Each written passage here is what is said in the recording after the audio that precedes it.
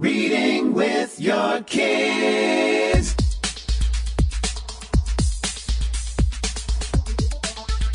Hey, so great to see you. Come on in. Hi, my name is Jedley, and this is the Reading with Your Kids podcast, coming to you from the beautiful neighborhood of Reedville in Boston, Massachusetts. We are so glad that you are part of our beautiful Reading with Your Kids family. We've hosted guests from all over the world, and today we host our first guest from Jerusalem in Israel. Her name is Libby Kiszner, and she is the author of Ask Dear Libby. If you're the author of a great children's book, we would love to have you as a guest on the Reading with Your Kids podcast. And if you're the author of a great children's book, you are also the head of your business. That's right. And your business is the business of selling your great children's book. And you want to do it right. That's why I think you should check out readingwithyourkids.com/inkfile, INCFILE. readingwithyourkids.com/inkfile. Inkfile helps you quickly and easily form your LLC, S Corp, C Corp, or any other business. Start your business today for as little as $49 and state fees. There's no contracts. There's no hidden fees. Inkfile has been trusted by over 150,000 businesses worldwide since 2004.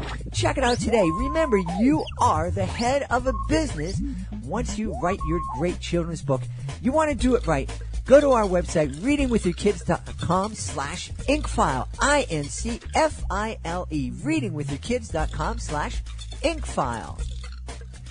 I am so excited. You know, we talk about the fact that the Reading with Your Kids podcast has been downloaded to every single continent in the world, including Antarctica. And we've had guests from all over the world. But today we have our first guest coming to us from the beautiful land of Israel. Coming to us from Jerusalem in Israel. She is the author of Ask Dear Libby. Please welcome to the show, Libby Kiszner. Libby, how are you? I'm great. Thank you so much, Jed. I'm so thrilled to be here. I've been looking forward to this. I love your energy, and I'm so excited to be having this discussion with you and to just let it happen. Well, I'm excited to have you on here, too. As I understand it, Dear Libby is it's just it's a wonderful advice book where kids have asked you questions and you answer them in a very straightforward way. Yes, exactly. And a lot of people ask me, are the questions real? Do you get real questions from real kids? And the answer is yes. These are questions from real kids asking real questions.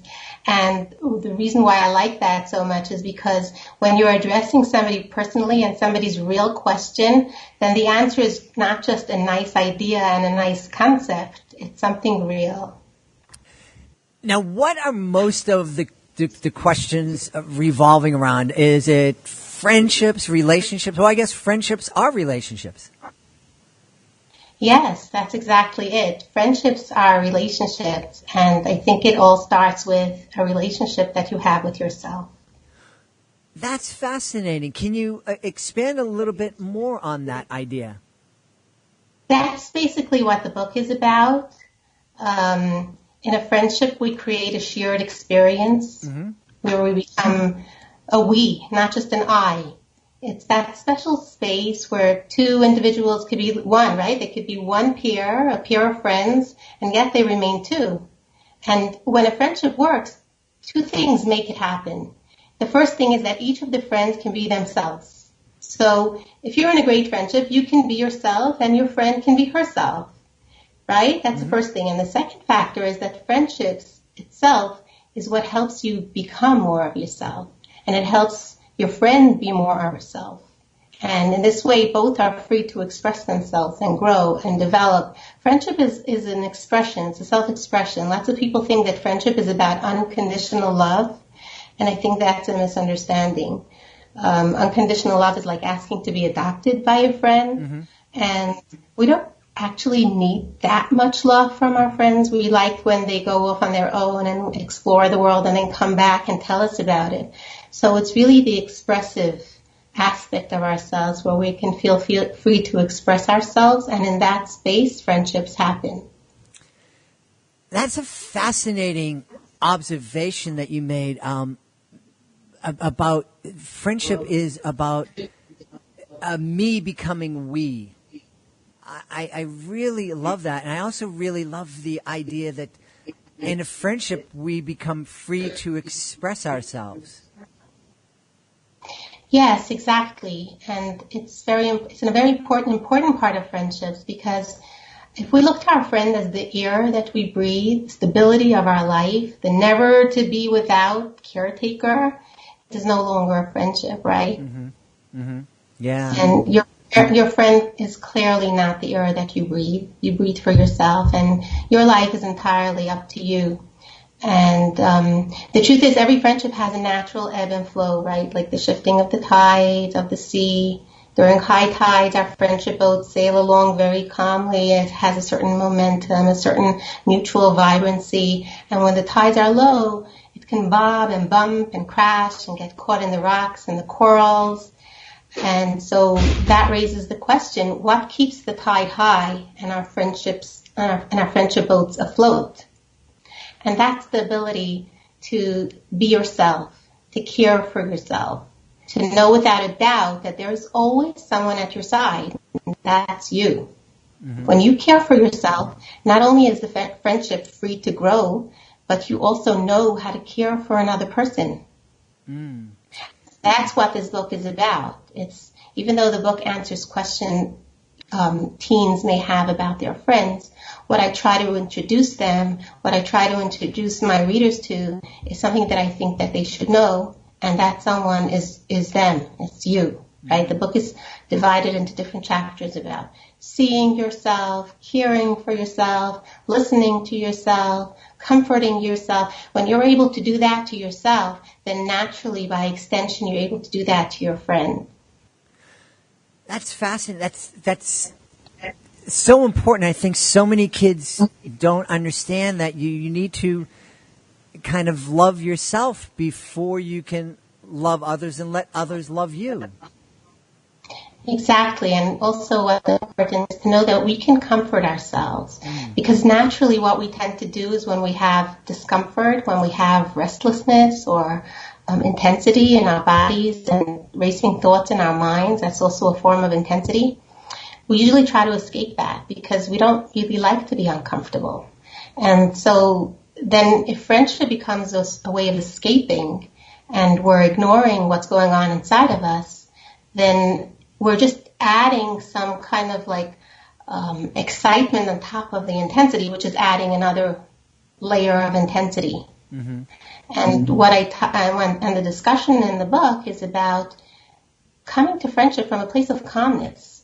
I can comfort my own discomfort, and therefore I can connect with a friend in an expressive way. It's calm, it's joyful, it's peaceful, we're both feeling content.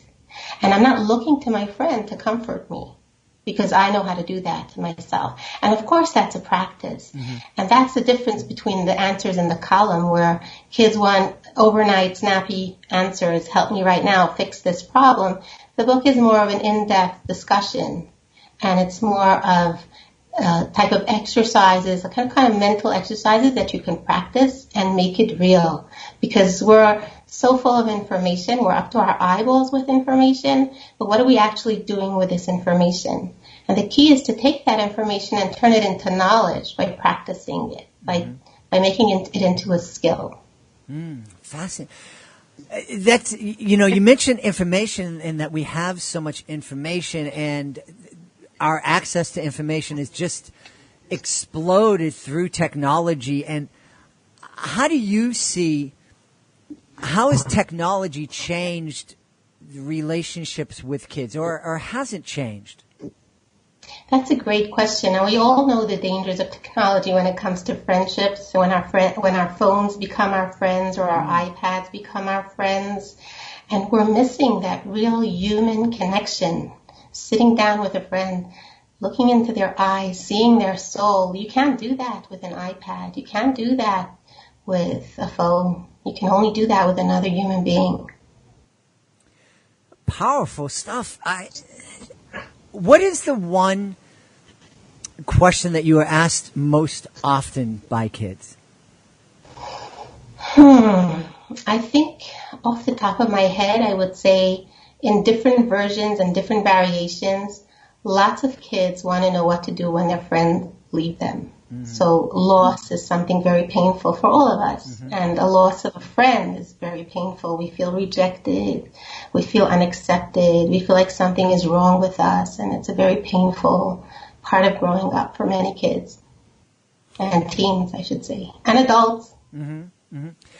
Now, one of the things, a topic that's come up a lot in our conversations with different authors, and it relates to different parts of life, is the idea that it seems like the last generation or two of kids, parents, or we should say last generation or two of parents, have worked really hard to kind of bubble wrap their kids and protect them from any kind of failure. And so we don't keep score during sporting events, and we don't let the kids out of our sight, and we make sure that they're not skinning their knee or falling down and getting any kind of bruises. Have you noticed that that's been happening too with in terms of relationships, that parents are trying to become overprotective and get too involved in relationships their teenagers have with other kids? Wow, that's a very interesting question. I have 9 kids, so I have a lot of experience with kids, and I also have a lot of protective instincts where I want to protect my kids from everything. But I have to stop myself and help, and I know for the long-term vision, for the bigger picture, what I really want to do is give them the tools to deal with the challenges of life, because they will come across challenges. That's how we grow, and that's inevitable, and that's part of life. And so I find it's important to give the children and the teens and adults tools and skills to deal with whatever happens. And so we don't have to run from the discomfort, but know with a certain sense of security and relaxation that no matter what happens, I can deal with it. I have the tools, I have the strength, I have the skills to manage what's going on inside of me. That doesn't mean that I can always manage the world outside of me. No, because we don't have control over that. But we definitely can learn to control what's going on inside and to regulate our own emotions. Yeah, we don't have the power to control the world, but we do have the power to kind of control how we react to the world. Exactly, and the first step in that direction is to know what's going on inside, right? We have different energies in our body, and sometimes it can be very confusing because we've given it 70 different shades of names, the different emotions that we have, so we can have 70 ways of saying we're angry or we're afraid. And if we really boil it down to what it is, what is happening in our body, it's a restlessness, it's discomfort. So we have an energy of uneasiness, we have an energy of excitement, or we have an energy of calmness. Uneasiness is that energy that makes us, that's a fight or flight response. We want to run from pain. Excitement is the chase response. We want to run towards pleasure. Both are movement, you see. Fight and flight is away from the pain. Chase is moving towards pleasure. And then calm energy is what helps us manage between the two. It helps us create the gap between the trigger and the response, between what happens in the outside world. We can assess what's going on inside. Do I have an uneasy energy? Do I want to run? Do I want to fight or flight?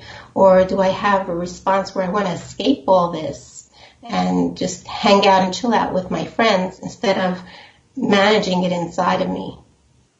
Fascinating. What's the first? Well, I guess the first step is what you're just speaking about, just kind of questioning and acknowledging that you're feeling something. Exactly, that's right. So it sometimes seems very complicated, and therefore to simplify it, what I do with my children and the people that I work with and that I teach is to give it a color. this color-coded language of emotions was developed by Gino Gross, and it's called 51 Blue.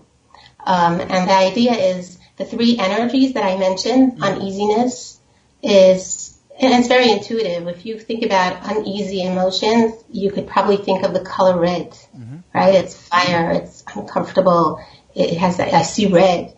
And the exciting energy, the color we give for that is orange. So, and the third color is blue.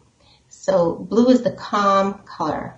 And so by using this metaphor, this color as sort of a metaphor, it makes it easier for my children to identify what's going on inside. So for example, my daughter can say, Mom, I'm feeling red. I'm going to find some blue. And what this says is that I'm not going to fight my red, because if I fight my red, I'm using fight and flight response.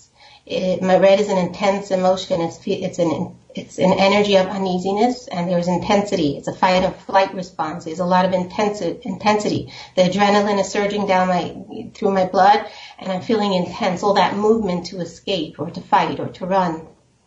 And if I fight that and I say, I don't want to feel uncomfortable, I don't want to feel uneasy, what I'm doing is adding more red to red. So I have 2 layers of red. I have double intensity. Or I can say, I'm going to run from my red and escape into excitement and eat a tub of ice cream or go shopping for a day. And that's the second option that a lot of us choose. The third option we try to learn and to practice is to go to calmness, to go to uneasiness. So instead of fighting the red, I add blue. Instead of getting rid of the red, I add blue. That means I add comfort. I add calmness. I find my breath. I pay attention to my breath. I soften my muscles and I slow down. Red is this intense energy that looks for speed and power. If I have to save my life, I have to get out of here fast. And blue is the opposite. It's slowing down and seeing that I'm safe. It's okay. I can be here. I can breathe. I can sense my muscles. I can soften them. You know, one of the things we ask authors all the time is, what kind of conversations can parents and kids have reading the author's book? But you know, you've obviously told us that already, that this is your book, Ask Dear Libby, is a wonderful tool for families to kind of to start conversations about feelings, about relationships, and how we react to the world around us. Yes, and I think that kids identify with other kids' questions. So they read the question and they start to see, oh, I have an issue that's quite similar to that, and how can I deal with that? And it helps create that conversation between parent and child. Mm-hmm. How did you get into becoming Dear Libby? That's an interesting question. I don't know. I just got a phone call and I was asked if I would like to do this column, and I said yes, and I was terrified because I thought I have to have all the answers, and I didn't. And I still don't. And that's okay, because even though I don't have all the answers, I can understand the question. And the question is beautiful. Mm-hmm. You know, sometimes you just struck a nerve and a memory with me, and you know, remembering that there are many times when my kids, when they were younger, would come to me with questions, and I didn't know the answers, but sometimes just kind of sitting down and taking the time to talk to my kids and to understand their question, just that process kind of helped them, because it helped them understand the question even more. That's right. I think, and it's beautiful that you're doing that, because my father did that with me. He helped me really appreciate a question, not run from a question, not need an answer right away. There's no sense of urgency. If I have a question, that's beautiful, and I can sit with a question. And interesting things happen when we sit with a question instead of rushing to find an answer. Mm-hmm. one of the things that really kind of popped up on me on your website, and we want to tell folks where your website is because it's phenomenal. But you have this graphic there that says, to ask is to believe that somewhere there is an answer.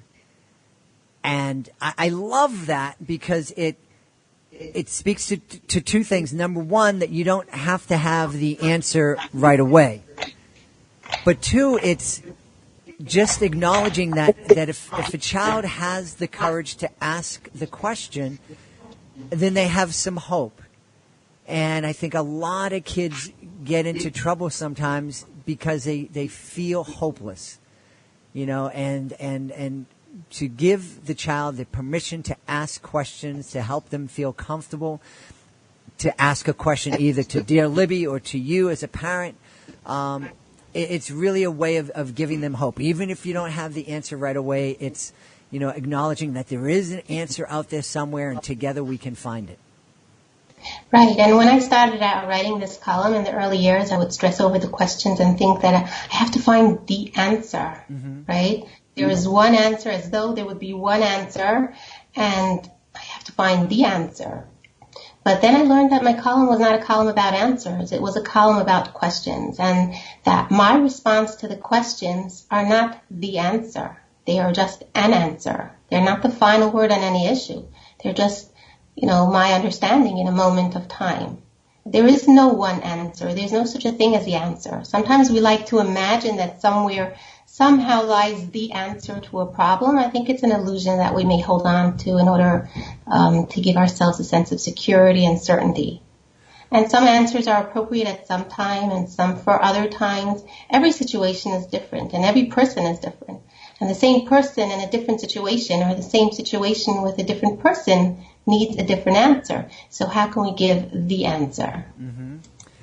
Boy, oh boy. There are a lot of politicians that I wish would listen to that, because they're just so banging their fist on the table saying, I know the answer. And the reality is there is no one answer. That's if we could, yes, our kids should understand that. And yes, we as adults should understand that too. Oh my goodness.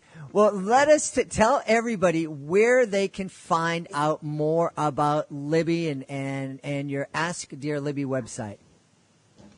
So if you go to askdearlibby.com, you're welcome to post your questions. And then you can get the book. I think it's available online. It's available on Amazon. It's available through Familius. And it's available through my website.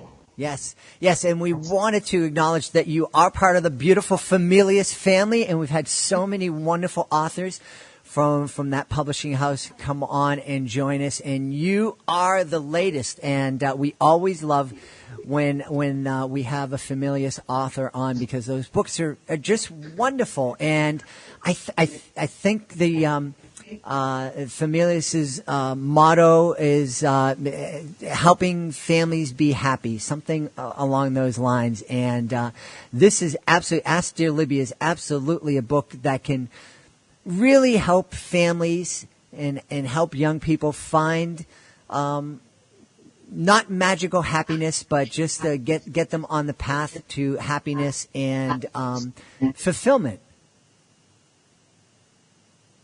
Fulfillment, friendship, self-expression, all the good stuff. Yeah, all the good stuff. I love that. All the good stuff. Well, we want to encourage everybody to check out the beautiful book, Dear Libby, and also check out the website, askdearlibby.com. Our guest today has been Libby Kiszner. I've had a wonderful time speaking to you today, Libby. Thank you so much for being on the show. Thank you so much for having me. Please be sure to join us for the next edition of the Reading with Your Kids podcast. Our guest is coming to us from the spooky middle grade authors group. His name is Patrick Moody, and he is here to tell us about his great book, The Grave Digger's Son. Hey, we want to thank Libby Kiszner for being here today, and we want to thank you. Thank you so much for taking the time to join us today. And as always, thank you so much for taking the time to make the world a better place by taking the time to read with your kids. I'll be looking for you in the next edition of the Reading with Your Kids podcast.